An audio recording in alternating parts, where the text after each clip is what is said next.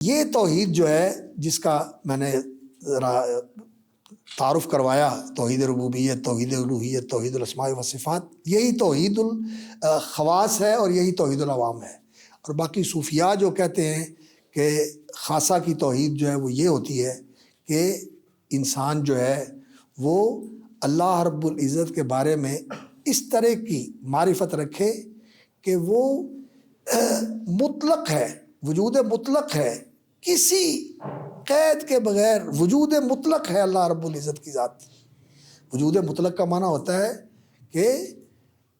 بشرط لا شیء، یعنی کوئی بھی شرط اس کے لیے نہیں ہے، نہ زمان کی، نہ مکان کی، نہ اسماء کی، نہ صفات کی، کوئی بھی شرط نہیں ہے۔ تو یہ جو وجود مطلق ہے اس کا تو خارج میں وجود ہی نہیں ہوتا، یہ تو صرف انسان کے ذہن کی چیز ہے، یہ تو صرف انسان کے ذہن کی چیز ہے۔ فلسفیوں نے تو یہ بات کہی اور انہوں نے یہ کہا کہ وہ ایک وجود مطلق ہے، یعنی ہر قید اور شرط سے ماورا اور منزہ، تو یہ تو ایک ذہنی چیز ہے، اس کا تو ذہن ہی تصور کر سکتا ہے، واقعہ میں تو یہ چیز موجود نہیں ہوتی۔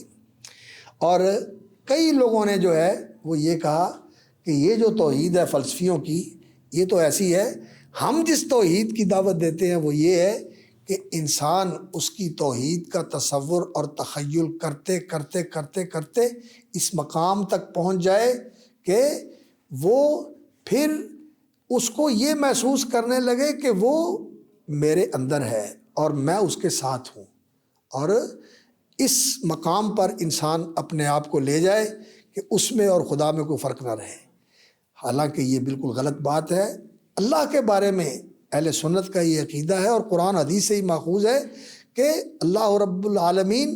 فوق سبع سماوات الرحمن والعرش استوى، آسمانوں کے اوپر، عرش کے اوپر مرتفع اور مستوی اور بلند ہے، اور مستوٍ علی عرشہ بائن عن خلقہ، اپنی مخلوق سے جدا ہے، مخلوق کے ساتھ نہیں ہے، اپنی مخلوق سے الگ ہے، جدا ہے اس سے، نہ بندہ وہاں تک پہنچ سکتا ہے اور نہ اتر کے بندے کے اندر آتا ہے۔ تو یہ حلولی توحید یا اتحادی توحید یا وجودی توحید جو ہندوؤں کے اندر ہے کہ ہر چیز میں وہ ہے، جدھر دیکھتا ہوں ادھر تو ہی تو ہے، چڑیوں کے چہچہانے میں اور پانی کی آبشاروں میں اور ہواؤں کی سرسراہٹ میں اور پھولوں کی مہک میں اور پرندوں کی چہک میں سب تو ہی تو ہے۔ یہ جو چیزیں ہیں یہ اس کو توحید سمجھتے ہیں، لیکن یہ توحید نہیں ہے، یہ گمراہی ہے اور یہ شرک ہے، یہ اللہ کی ذات میں شرک ہے۔ اللہ رب العزت کی ذات میں ان کو شریک بنا دیا، اللہ کو ان کے اندر حال اور یہ سمجھ لیا کہ وہ ان کے ساتھ متحد ہے، تو یہ تو اللہ کے ساتھ شریک بنانا ہو گیا۔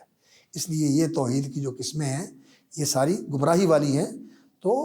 جو خواص کی توحید ہے وہی عوام کی توحید ہے اور وہ نبیوں کی توحید ہے جو انبیاء علیہ الصلوۃ والسلام نے قرآن اور حدیث میں پیش کی ہے۔ اور اس توحید کو سمجھنا اور سمجھانا یہ سب سے بڑی ضرورت ہے اور یہ سب سے بڑی دعوت ہے اور یہ انسانیت کی سب سے بڑی خدمت ہے کہ لوگوں کو توحید سے آشنا کیا جائے۔ آج لوگوں کے اندر اسی توحید کے بارے میں سب سے زیادہ جہالت ہے۔ آج کل لوگ کوئی کہتے ہیں جی توحید حاکمیت نہیں لوگوں کو پتہ،